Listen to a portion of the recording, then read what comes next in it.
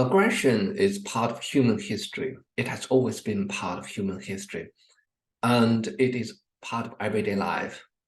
We have all witnessed aggression from time to time, and we have all been aggressive for different reasons. In social psychology, we look at the different types of aggression: verbal aggression, physical aggression, cyberbullying, social aggression, and we look at the different factors influencing aggression. There are some individual factors. Some people are more aggressive, some people are less aggressive. Personalities differ. Beliefs, ideas, personal schema, this kind of personal factors influence aggression. Social factors also influence aggression. The situation, frustration, provocation, even the weather, heat, and uncomfortable environment, crowdedness, crowding, and a violent environment also influence aggression. Different media exposure influence aggression. There's also research showing that violent video games, make people, especially teenagers, more aggressive. And this information will give us some ideas about reducing aggression, controlling aggression. Culture also influences aggression.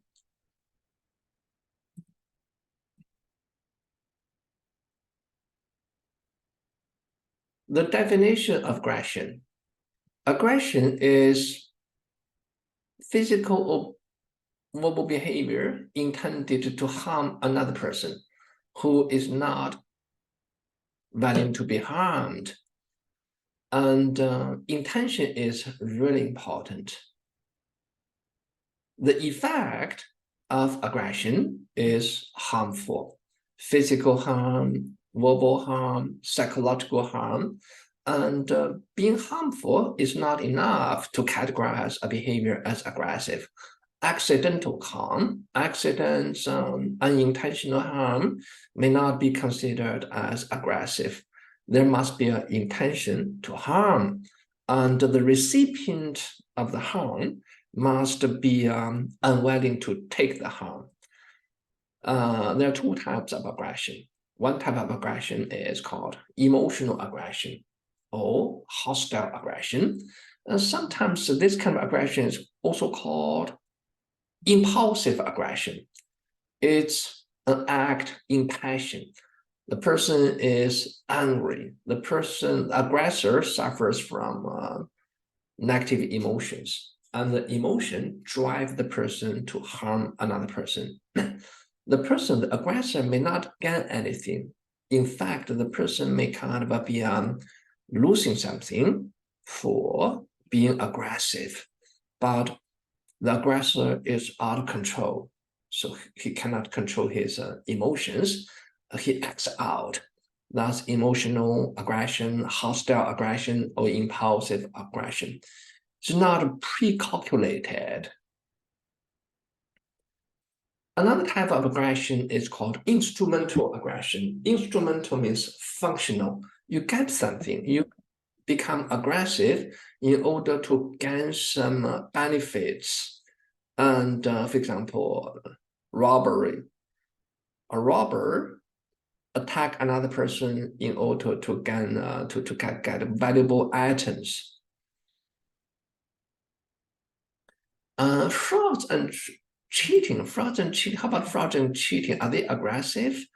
Yeah, I think they are aggressive. First, there is the harm, there's a damage, and then next, there's intention.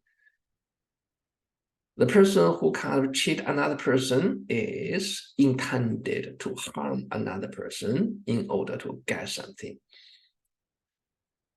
Sometimes there's intention, there's a damage, but the person who received the damage seems to be kind of enjoying it. For example, sadism, some people are not only violent, not only harmful, but they are sadistic. People who are sadistic, they enjoy the pleasure, well, they get pleasure out of some people's suffering by making some other people suffer, giving pain, producing pain, humiliation, or dominance on others. These people enjoy it. These people get pleasure. And that's a sadistic. There's also masochism. Masochism is the other side of sadism. These people seem to enjoy pain. They seem to kind of welcome, they seek out the pain and suffering inflicted by the sadistic person. And so it's kind of in a gray area. It's hard to really have come up with a black and white categorization, whether sadism, masochism, especially masochism, get involved, is it aggressive or not. This book is a very interesting psychological summary of the issue of sadism and masochism.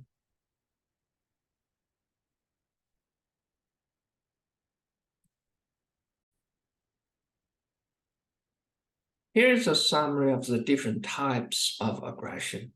There's instrumental aggression. This is also called cognitive aggression. It's cold-blooded, pre-contemplated, it's intentional, and it is designed to get some benefits for the aggressor. There's impulsive aggression or emotional aggression, also called hostile aggression. It's out of passion, driven by strong negative emotion, usually anger and rage. Road rage is an example of impulsive aggression. Physical aggression is basically violence. You use violent force to harm another person.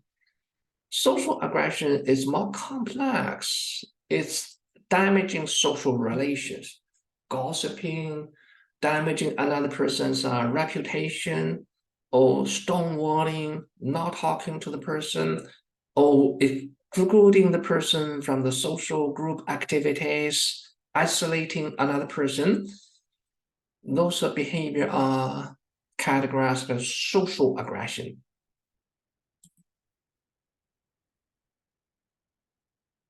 Why there's aggression in human society? Actually, in most animals, there's some form of aggression. In most of human cultures, aggression occurs in one form or another. Why? There must be a function served by aggression.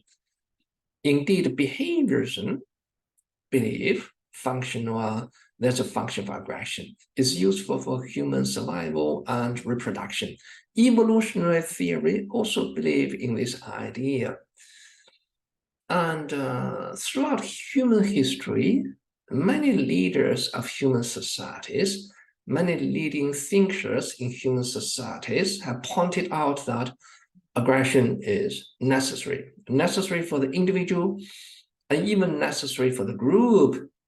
This quote is from Thomas Jefferson, and he was a great revolutionary in the American independence movement. He said that the tree of liberty must be refreshed from time to time with the blood of patriots and tyrants.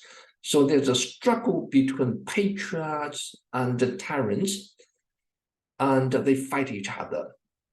It is natural manure. Our convention has been too much impressed by the insurrection of the Massachusetts. Thomas Jefferson was giving praise to the American Revolution, the rebellion against the colonial rulers. He believed that you need to use force to defend the liberty of the people. And in the ancient world, aggression was even more prevalent. If you look at the human history is filled with conflict between different groups of people. This quote was from the Roman Emperor Julius Caesar. He said, I came, I saw, I conquered. So conquering other people has been one of the goals of some well-known people in human history. And at the individual level, aggression seems to be useful.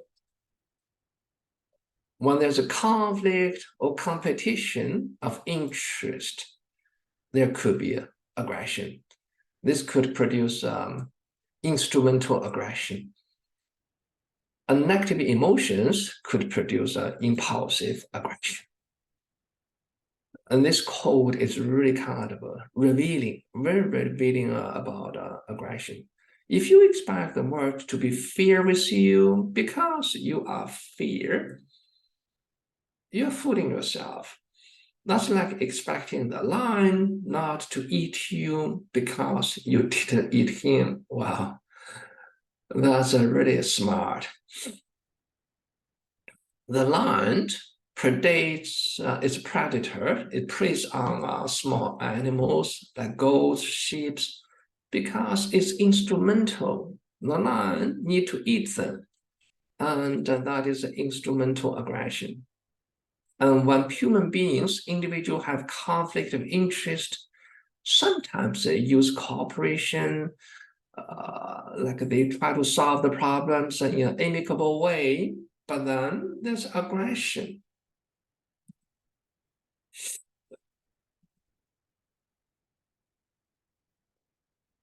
Some individual factors influence aggression, personal factors. For example, evolutionary theory believe that we have all kind of inherited aggressive behavior from our ancestors. They served our ancestors, and we carry the genes of our ancestors, which include aggressive behavior. And then individuals have an instinct to be aggressive for self-protection, for self-benefit, for self-enhancement. Genes are related with the evolutionary theory, hormones. Some hormones are related with aggression and also neurotransmitters. Basically, biochemical processes influence aggression.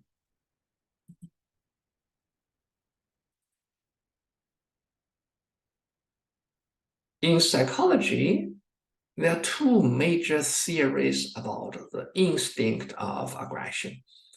They're really related to each other. One theory is Freudian theory, Sigmund Freud. He believed that humans have death wishes, death instinct. And when death instinct is directed to other people, you tend to be aggressive.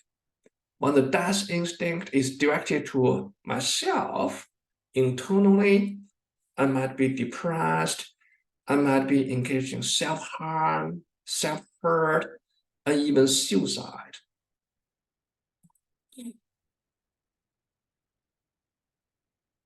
Freud believed that we have two major instincts, the death instinct and the life instinct. The life instinct is related with reproduction, sexual drive, but the death instinct is related with aggression. And the aggressive instinct is like a hydraulic power. It needs release, it builds up. If you don't release the power or the energy of the death instinct, aggressive instinct, it keep building up, it might blow up in your face.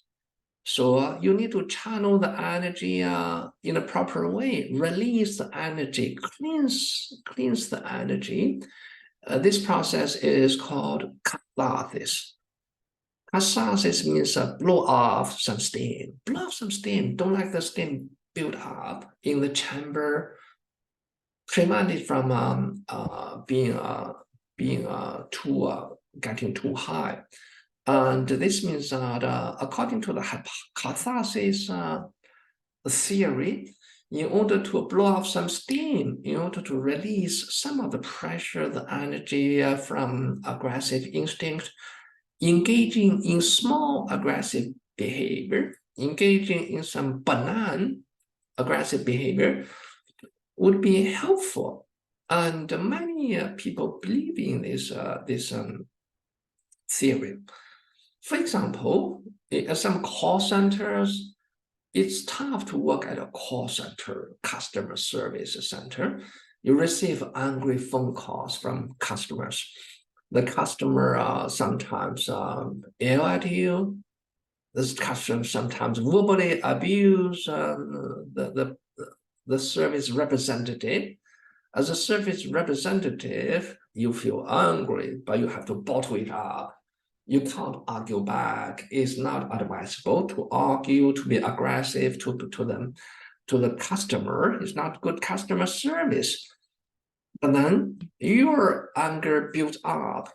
According to the catharsis theory, you need to blow off some steam. You need to let out some of the energy, negative energy. And one way to do that is to punch at a dummy.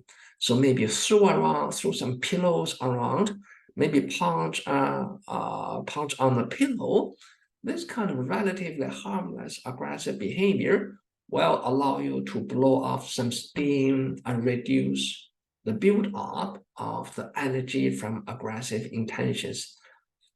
However, research shows that this method is not effective. It doesn't make you feel better. In fact, it might increase your aggression. And there are different reasons why blowing off some steam will increase aggression. For example, it increases arousal. If you punch at a pillow, you get exercise, you get more aroused. We know that anger is a high arousal state. Increased arousal is like adding fuel to the fire. The fire will get bigger. And also punching at a pillow, punching at a dummy, and kicking at a ball. Well, this aggressive behavior. It will remind you of aggression, and it will make the ideas of aggression more prominent, more visible in your mental world. And it primes the seedings, increases seedings of aggression. Also, it might be rewarding, reinforcing. So you punch at a pillow, you punch at a dummy, and you feel better. And that's rewarding. It's very rewarding aggressive behavior. Catharsis is not a good way to release or reduce aggression. In order to reduce aggression, anger, you need to solve the problem. If you have a problem with somebody, you need to negotiate with that person, communicate with that person, and to resolve the issue. Some research demonstrate that catharsis actually increase aggression and not decrease aggression. This is a simple study showing that the participants are divided into two groups of college students, and then one group, so they do the same work. They kill bugs. The researcher offered them a whole plate of live bugs and gave them a knife and asked them to kill as many as they want. They decide how many bugs they kill, but they're divided into two groups. One group has a warm-up exercise. In the warm-up exercise, this group kill one bug as a trial, as a warm-up. Another group, in the warm-up phase, they get to kill 5 bugs. So, as a warm-up, and can be the warm-up or the trial can be considered as a catharsis process. You engage in some small aggression, supposedly to let off some steam, to release some of the hydraulic energy built up by your aggressive instinct. According to the catharsis theory, the 5-bug group in the trial phase, if you kill 5 bugs, you have more catharsis. You blow off more steam than the 1-bug group. And then the 5-bug trial group should be less aggressive in the formal trial. In the formal trial, you kill as many as you want to, but the result shows the opposite, just the opposite. The dependent variable is how many bugs the subject kill in the formal sessions. The 5-bug trial group, they killed more. On the other hand, the 1-bug trial group killed less. So the catharsis, the stronger catharsis group, they got more violent, they got more aggressive, they got more murderous to the bugs. This is just opposite to the prediction of the catharsis theory.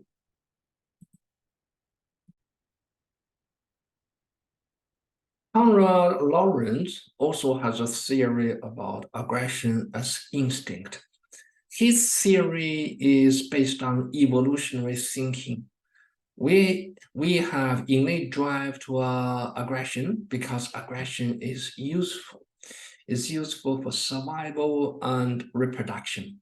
Aggression is based on competition for resources, for food, for resting place, for shelter, and for mate. Because aggression is a human instinct, is present in almost all cultures. If aggression is an instinct, then it must have some biological basis.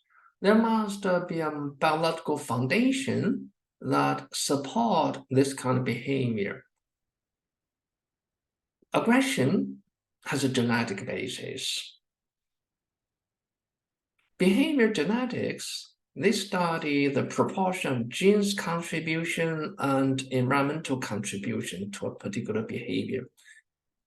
They use a statistical methodology to quantify the contribution of genes versus the contribution of environmental influence. According to a behavior genetics calculation, up to about 50% of the variability in human aggression is due to genes, it's caused by genes. And aggression seems to be stable over the lifespan. Children who are more aggressive tend to continue to be aggressive when they grow up later in life. Aggression also have foundations in neuroanatomy, in the biological structures of human brain. Aggression is mostly related with 2 areas in the human brain. One area is in the limbic system, especially in the amygdala. Amygdala is part of the limbic system, and the limbic system is also known as old mammalian brains. Old mammalian means old mammals, and cats, dogs, rodents, these are old mammals. They are more advanced in an evolutionary sense than reptiles. First of all, these old mammals are warm-blooded. They regulate their body temperature. Reptiles are cold-blooded. And also, the old mammals, rodents, cats, dogs, they have emotions. Some of the emotions are strong. They have rage and fear. Dogs can be aggressive, and rats, mouse, they bite, they can be aggressive. And even rabbits sometimes bite when they're provoked, when they're threatened. And the amygdala regulates fear, rage, fight, or flight. It's an emergency reaction. When you are threatened, when you are in an emergency situation, you have two choices. You can fight, you can flee. And depending on the situation, if you can fight off the attacker, you fight.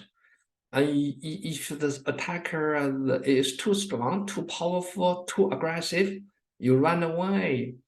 So this amygdala is the emotion center of the brain. It's impulsive, it's powerful. Another part related with aggression is the prefrontal cortex. Prefrontal cortex is a cognitive center of the brain. What do you do with that? With this part is that you do rational thinking. You make rational decisions. You compare the pros or cons, benefits and costs of different behavior options. You use this area to have some forethought about the future. If I do this, what would happen? If I don't do this, what would happen? If I become aggressive, if I engage in violent behaviors, what would happen? Should I do that? And the cortex, prefrontal cortex, they can inhibit impulsive behaviors. They're responsible for controlling impulse. When the prefrontal cortex is not working hard, when it's not activated enough, people become more impulsive. They can't control their aggression or rage, anger.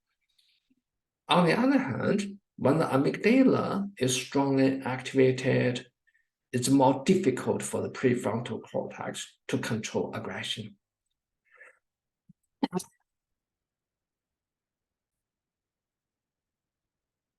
Hormones are related with aggression and emotions. Testosterone, the male hormone, is directly related with aggression. In all societies, males are more aggressive than females. In human societies, most murders are committed by men. And this is even true in the animal kingdom. If you look at animals, the males fight more. The cocks fight more than the hens.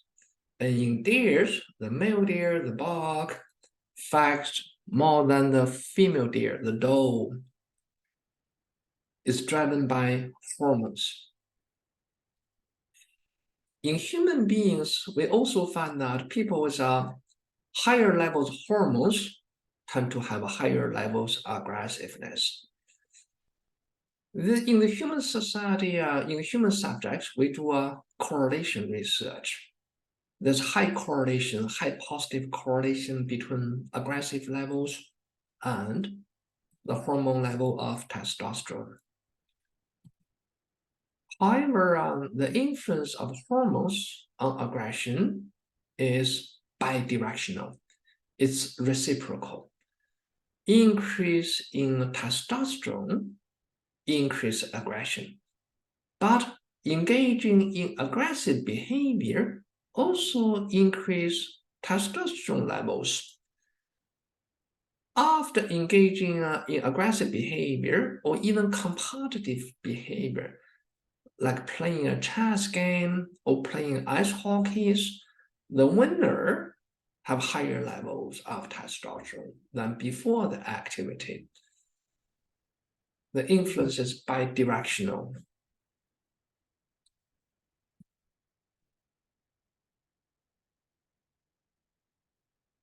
There is gender difference between male and females in testosterone.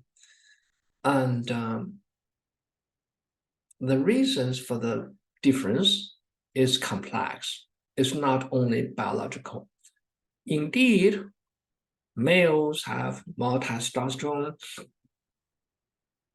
higher levels of testosterone, and it increases aggression. Testosterone also increases muscle strength, increases muscle mass. Some bodybuilders use testosterone, artificial testosterone, to get bigger, to get more muscular.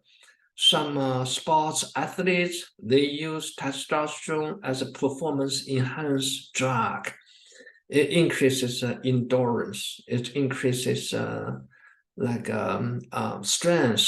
So it's related with the ability to be aggressive, fighting ability.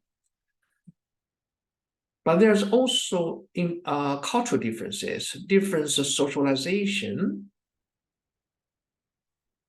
between male and females. We know that the amygdala is the center for controlling reaction to emergency, to threat. When a person gets threatened, you have two choices. One is to fight. The other one is to flee, to run away. Males are socialized to fight it. Even at a young age, boys are socialized to be more competitive. We have some fancy words for that. Courage, bravery. And in the military, it's called valor. And if you are very aggressive in a combat situation as a soldier, you get a medal, you get a Purple Heart medal for your valor. But females are more socialized to be self-protective, to run away, to take the fleeing road to deal with emergency. Socialization may produce different expectations, different norms between males and females in how they deal with emergency situations. On the other hand, females are not really non-aggressive. There are some characteristics with female aggression.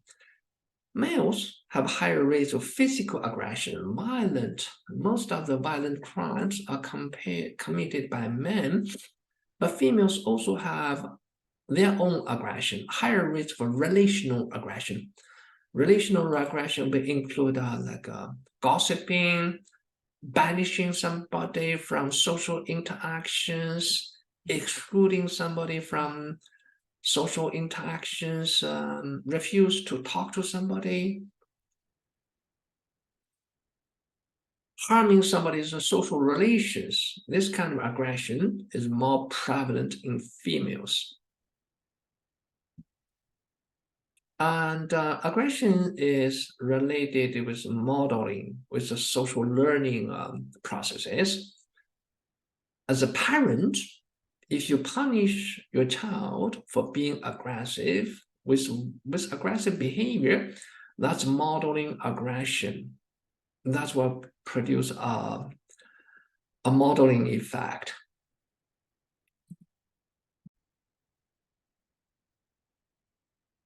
Testosterone increases aggression. Serotonin reduces aggression. Testosterone is a hormone, and hormones are different from neurotransmitters. Hormones are secreted by the glands. Testosterone is secreted by the testes. The testes is a male reproductive gland. In the females, the major female reproductive gland is the ovaries. It produces estrogen. And hormones circulate in the blood. They get carried to different body parts to take the effect in the bloodstream. Neurotransmitters are different. Neurotransmitters, they are the communicating agents between neurons. Neurons are connected to each other. One neuron is connected to another neuron. The part of a neuron is called the axon. The axon sends information to another neuron. the information sent from the axon is received by another neuron through the dendrites. Dendrites are the input, axons are the output of a nerve cell. And then the communication is carried out with neurotransmitters, and they send information from one neuron to another. There are different types of neurotransmitters used by animals. Serotonin is one of them. Serotonin is very important for regulating mood. Depression is related with serotonin. When people don't have a sufficient serotonin activities, they tend to be depressed. And the serotonin seems to reduce aggression. Increasing serotonin levels reduces aggression. There are interesting studies to show this. This study showed that participants who report having engaged in aggressive behavior show more aggressive. So basically, this study people with a different level of aggression. They first evaluate individual differences in aggression. So here, these people have been highly aggressive. They report having been engaged in aggressive behavior, angry, attack, verbal abuse, etc. And some other people, they are less aggressive according to their self-report, and they are mellow. And then the researcher asked them to do a competitive game. And in the competitive game, the participants can give electric shock to their opponents. And so from the red panel, these people are the aggressive people. Overall, their aggression level increases from block 1, block 2, block 3. So the game has different blocks. First, let's go to block 1. So you shock each other, and then see the researcher record the level shock. And then the situation escalates. So they increase their shock levels. They become more and more aggressive. And the blue bar, these people in the blue bar, they take a placebo. The orange bar, they take a serotonin.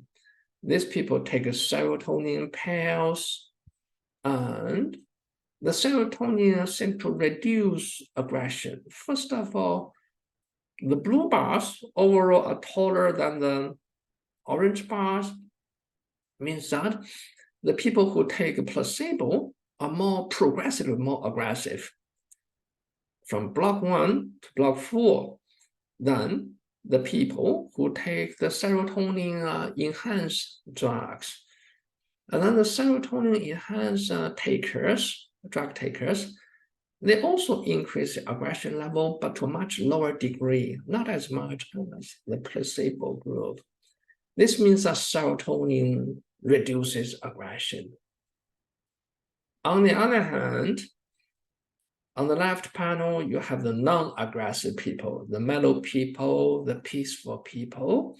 They do the competitive game with their opponents. Over the 4 blocks, their aggression level don't seem to increase that much.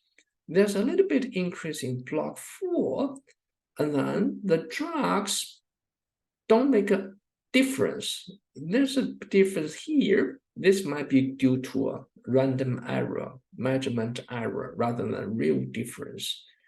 So the non-aggressive people are non-aggressive throughout the study. Not too much difference, but the aggressive people get progressively more aggressive over the trials, over the 4 blocks. However, increased serotonin reduce their level of aggression. And here, this is a complex study. The independent variable, The independent variable is the manipulated variable. It's drugs, 2 drugs, serotonin, placebo. People are randomly assigned to take one of the drugs. That's an independent variable. Another variable is a grouping variable. The grouping variable is not manipulated, it's aggression level. It's not manipulated because the researchers never randomly assign people to be highly aggressive or non-aggressive. It's not independent. Aggressive level is self-report.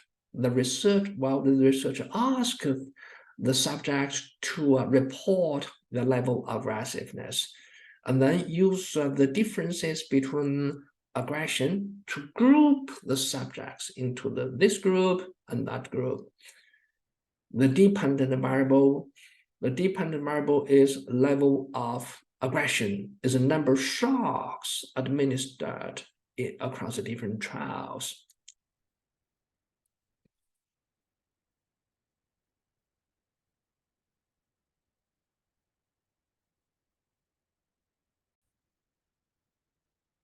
People have different levels of serotonin activities that might influence their depression or their susceptibility to depression.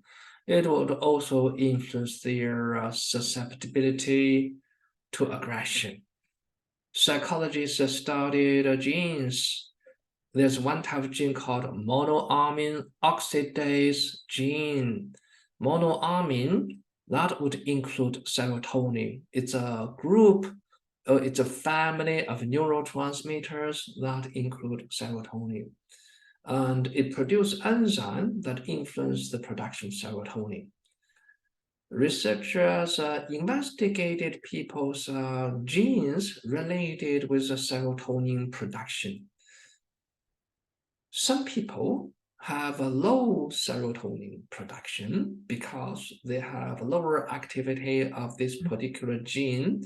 Some people have a higher level of serotonin because they have a higher activity of this particular gene. These are the two groups. We can call this a grouping variable. And then the researchers also did a study to measure their childhood experiences. They asked the people to recall, to remember any maltreatment, even abuse. They divided the subjects on this variable into 3 groups: no, not abused, and probable abuse. It's a recall, it's a retrospective study, and you can't be 100% certain. And some people recall some experiences of abuse, maltreatment, but it's uncertain, it's unsure. And then there's one group who have been definitely abused, and the level of abuse is severe. From this study, we found an interaction between childhood abuse and level of serotonin activities. For those people who were not abused, never been abused, serotonin differences don't make that much difference. There's a little bit of difference, but difference is small, tiny. And for people with probable abuse, the difference is bigger. The dependent variable is aggression level, aggressive behavior. For people who have a probable history of maltreatment aggression, low serotonin activities are related with a lower level aggression. Lower serotonin activities are related with higher level aggression. The less serotonin you have, the more aggressive you are. But higher level serotonin reduces aggression. And this impact is big for those people who have been severely abused. those people who have a history of severe abuse or maltreatment in childhood, when they have a low level, when they have high level serotonin, they are less aggressive. But if they have a lower level serotonin activities, they're way more aggressive than the comparison group. This shows that serotonin is indeed a mood regulator. It's related with reducing aggression, but the impact is particularly strong for those people who have been maltreated.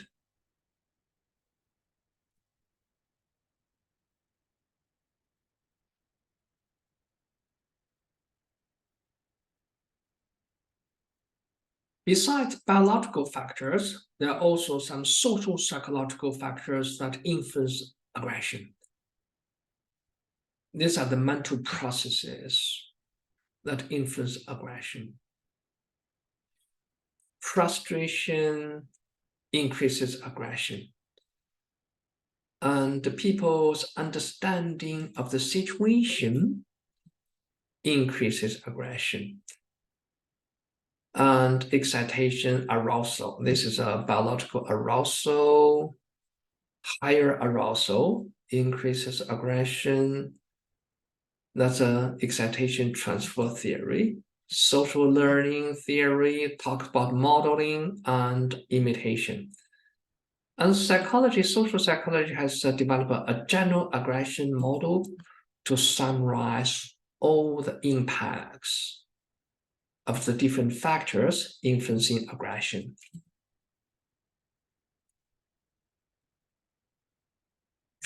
The frustration aggression theory says frustration and provocation always leads to desires of aggression. And all aggression is due to some frustration. And the frustration is that you want something, you're not getting it. One example would be a traffic jam. You're driving on the highway, you want to go to school, or you want to reach your workplace, or you are late for an appointment, you want to get to your destination as fast as possible, but there's a traffic jam. You can't move, and you are frustrated. And in this kind of situations, aggression may increase.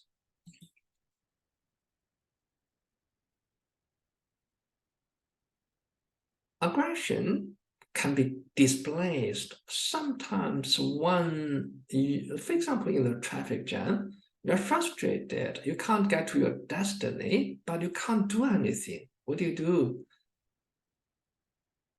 You're frustrated. What's the target of your frustration? It's a traffic jam, but you can't do anything about that. And then you take it out. You engage in displaced aggression. So in the traffic jam, you may pound on your steering wheel, you may swear, but it's not directed to the target of your aggression. It's displacement. And sometimes people suffer a lot of disappointments and frustration in their real lives. Their work is not satisfactory, and their living environment is unsatisfactory. They're frustrated, they're deprived, and then they can't do anything about the target of the frustration. Sometimes they don't even know who is to blame for their misfortune, frustration. If I'm poor, well, should I blame the government? Should I blame the society? In fact, most people will blame the immigrants, the unemployed, the weaker crowd, the welfare recipients. This process is called scapegoating.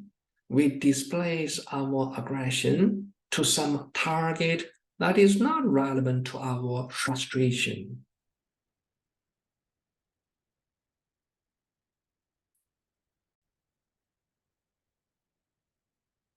Frustration may be caused by many different factors. Sometimes it is caused by society. Society is not always fair, and sometimes there's an injustice. For example, there's an unequal distribution of material wealth among the different social classes. The rich people have more. The middle class have less than the rich. The working class have even less. And then below the working class, there are the poor people, people in poverty, and even people who are homeless. This kind of inequality leads to discontent. It's called relative deprivation. People compare themselves with people who are better off, and then they feel deprived. This would lead to frustration, and sometimes they take it out on the minorities. Scapegoating and its displacement, its displayed aggression. The frustration aggression theory doesn't explain all aggression. Frustration may not lead to aggression all the time. And sometimes people are frustrated, but they don't engage in aggression. They're just disappointed, they're sad, and they're depressed. Frustration may lead to many different outcomes. And also, not all aggressions stem from frustration. And there are other types of aggression, not only frustration. Basically, many different types of negative emotions lead to aggression. When people are anxious, when people are fearful, they sometimes use aggression as a self-protective technique. And even when people are depressed, even in depression, sometimes people are more likely to be angry. They have mood fluctuation.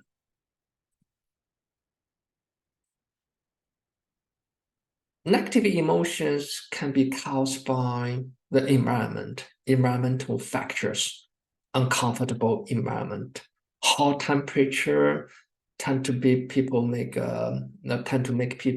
miserable, and that sometimes increase aggression. There are a lot of correlation studies in this area, especially in the United States. In the United States, places that are warmer, higher in average temperature, tend to have a higher rate of murder, rape, domestic violence, etc. There's a correlation between hot weather and aggression. Frustration can be due to other unpleasant conditions, crowding, general poor living conditions, crowding, poor hygiene, lower level of cleanliness, noisy environments, poverty. These factors all make people miserable and create negative emotions, and then lead to aggression. Cues or reminders are also important for aggression. Weapons. The visibility of weapons also tend to increase aggression. Guns, knives remind people of the option of using aggression as a way of solving problems. Sometimes it serves as a trigger of aggression. Here is an interesting study by Berkowitz and LePage. They have male college students, and they were giving shocks from another student. Of course, this is bogus. There's no other student. It was all set up. And then the subjects have opportunities to retaliate. You get provoked, and then you retaliate. kind of aggression. In some cases, a shotgun, a revolver were displayed on the table near the shock key. So on the table, here you have a shock key. You can shock your opponent. And then beside that, you have a gun. There's a gun laying there. In other conditions, two badminton rackets were nearby. You have two badminton rackets, sports equipment. The researchers found that students who had been shocked more times returned significantly more shocks to the partner than those who had been shocked only once. This is another factor. Some students got shocked 5 times, and then you record how many times they retaliate. Another group, they got shocked only once. It's a mild provocation. You record how many times they retaliate. The guns did not significantly increase aggression for the participants who received only 1 shock, but it did increase aggression for the people who received 7 shocks. 7 shocks is a lot. And here, how do we analyze the design of research? This is 2x2 factorial design. In other words, we have 2 independent variables. One independent variable is the level of provocation. And you have 2 levels, high provocation, 7 shocks. The other student shocked the subject 7 times. That's too much. Enough. And then the lower level provocation is that the other student shocked the subject only once, 1 shock. That's one independent variable. Another independent variable is the cue. 2 kind of cues were provided. For some people, the cue was a gun, 2 guns, a shotgun and a revolver. And the other cue was 2 badminton rackets, sports equipment. This 2x2 design have 4 conditions. So here you have high provocation, 7 shocks paired with a shotgun. And then here you have a high level shock, 7 shocks paired with the sports equipment, badminton racket. And then you have one group that receive 1 shock, low provocation paired with a shotgun, basically, and a revolver guns. And then you have a low level provocation paired with the sports equipment. The dependent variable is aggression. How many times the subject shocked the opponent, the other student. It seems that there's an interaction. The gun made the subjects more aggressive only when the provocation was high. Only in the group that has received 7 shocks from the other student, the guns made the subjects more aggressive, shock more, but it did not influence the subjects when there was only 1 shock delivered.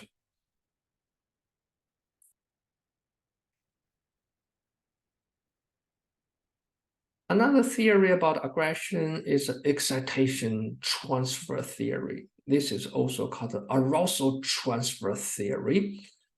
Aggression is increased by the intensity of arousal, and all kinds of emotions different kind of emotions can increase arousal. For example, anxiety is high arousal, anger is high arousal, even excitement is high arousal. The arousal caused by excitement and anxiety could be mistaken as anger. It's a misattribution process and then cause aggression. This would happen a lot in sports events. When when your team is winning, you get excited, your heart beat fast, you shout, you yell, and you get excited, and then that might be mistaken as anger, misattribute the feelings to anger, and then there'll be mob activities. Sports fans may get into a vandalism. Also, when you are anxious, you're fearful, arousal increases.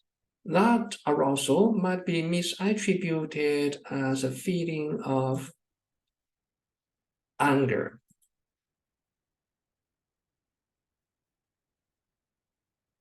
Social learning theory is based on modeling and imitation. We learn behavior by observing role models. The role models may be coming from real life or from the media, such as TV, the TV, books, novels, movies, video games. This media provide models of aggression, and we may learn that. The social learning theory is related with classic experiment by Albert Bandura. Albert Bandura showed 5-year-olds, 4-year-olds an aggressive role model. And the role model is an adult person. She was beating a doll, a life-size doll, the Boo Boo doll. She was using a hammer to beat the doll, punching the doll, sitting on the doll, throwing the doll on the ground. The kids watch. And in some conditions, the role model was rewarded for the aggressive behavior. A teacher would praise the role model.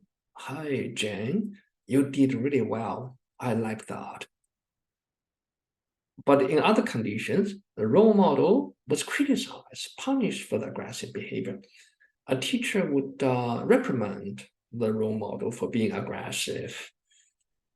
And then Bandura observed how many times the kid imitate the role model's aggressive behavior, how often they copy the aggressive behavior.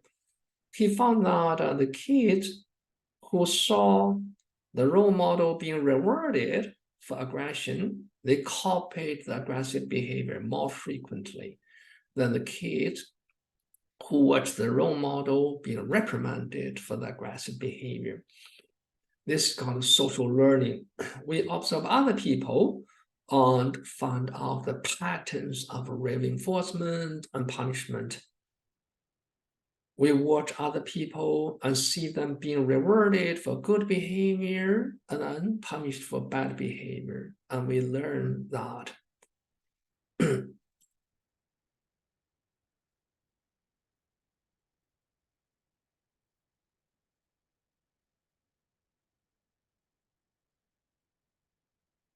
There's also a lot of research showing that the culture influences people's aggressive behavior. And the cultural norms influence people's behavior. Some cultures tend to encourage aggression.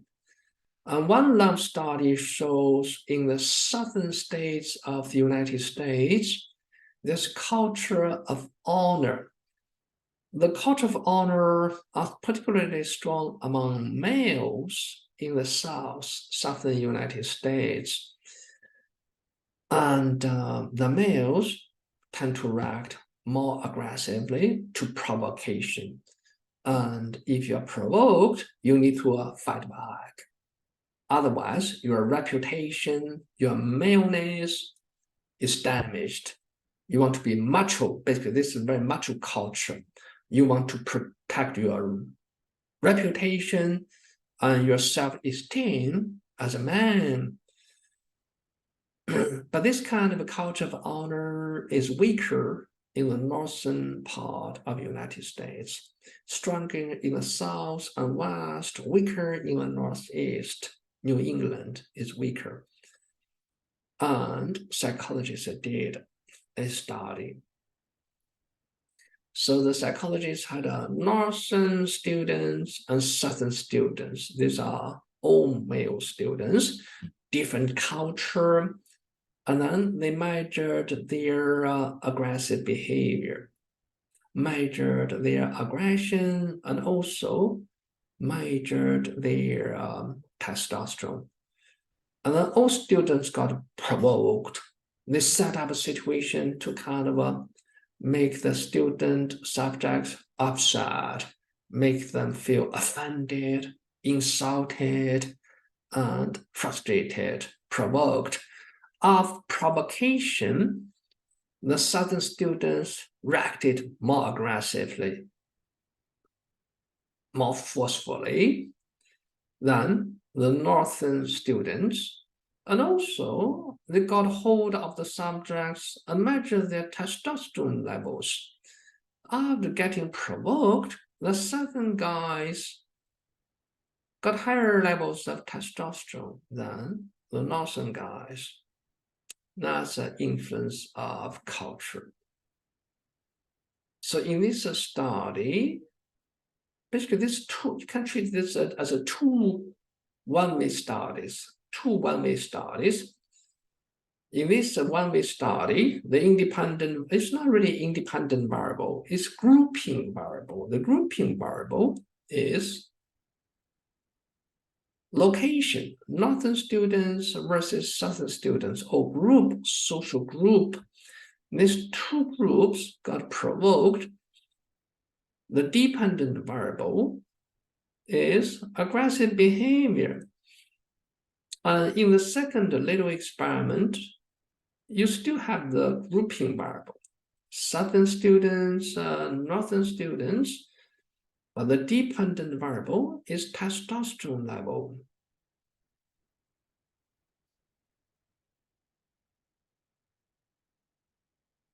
There's another interesting study on the culture of honor explained in the textbook.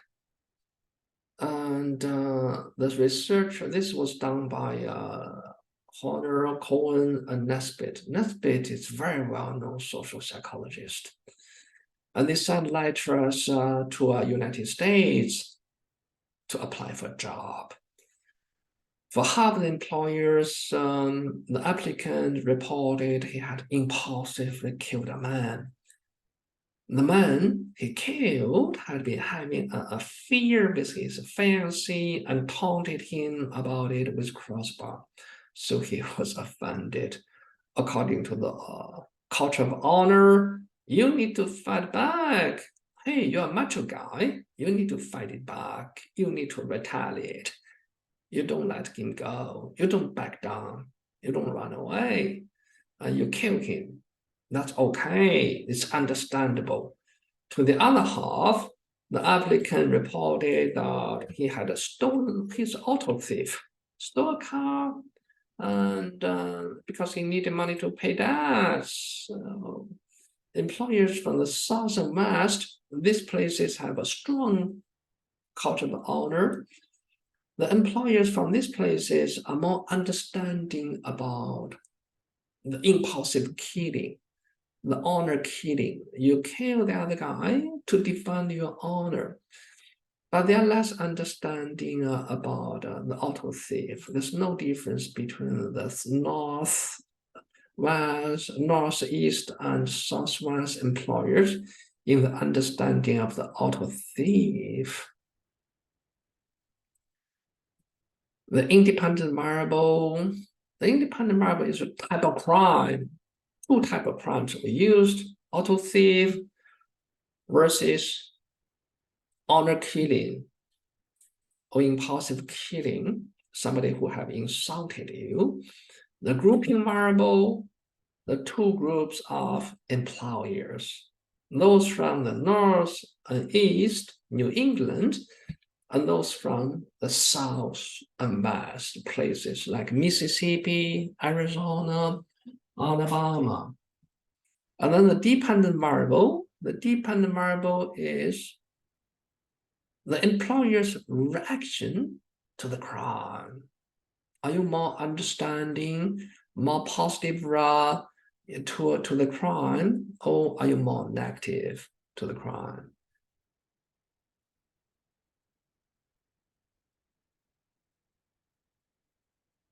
To sum up all the findings about aggression in psychology, researchers came up with this general model of aggression. This model includes the different factors influence aggression. Some individual factors are really important: genes, genetics, inheritance, biology, temperament. Important. Personality is important. Hostility is important. Situations also provide important factors. Frustration, aggression cues, etc.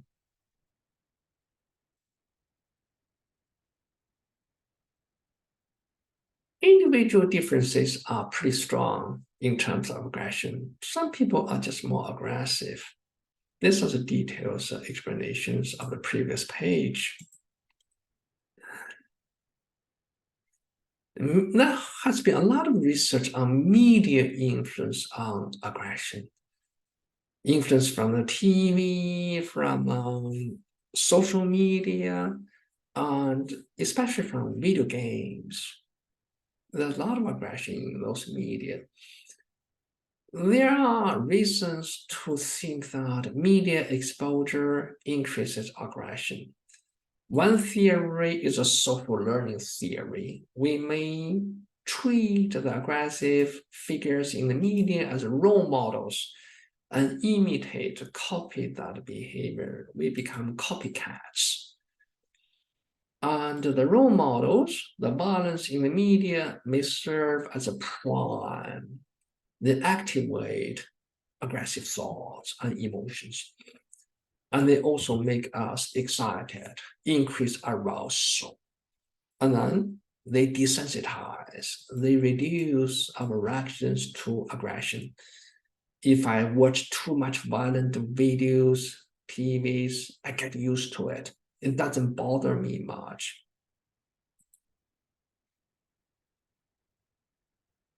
And there are different reasons to think that the violence in movies, media can serve as role models, especially when we see the good guys, the heroes, engage in aggressive behavior.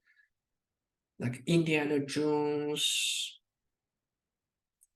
Arnold, what's his name? The bodybuilder, Arnold Schwarzenegger. He plays a lot of heroes while engaging in very violent behavior. And this kind of positive portrait of violence make violence look pretty legitimate and even desirable. We admire those kind of aggressive behaviors that might influence aggression, and it makes aggressive thoughts and feelings more accessible. Also, increases arousal, reduce reactions. This is a desensitization process. Make us get used to aggressive behavior. Based on research from social psychology, we can come up with some suggestions about reducing aggression. Number one, punish aggressive behavior. That's really important. And it's important, but it has some side effects. Punishing aggressive behavior may also promote models for aggression. This must be used with caution. However, schools have the responsibility to control aggressive behavior. When there's a bully in the school, the school needs to take action, and some of the actions are punitive. And well, another way to reduce aggression is to model non-aggressive responses, provide some role models of non-aggressive behavior, and then train communications and improve problem-solving skills. A lot of aggression is due to frustration. People can't get their goals, can't get what they want, and they get frustrated. And then they take it out, they act out. If people just can improve the ability to communicate about their feelings, to tell people what they want, to improve their problem-solving skills, conflict resolution skills, they might be less likely to be aggressive. Increase empathy. Empathy reduces aggression. Empathy increases helping behavior. It also reduces aggression. It's incompatible with aggression.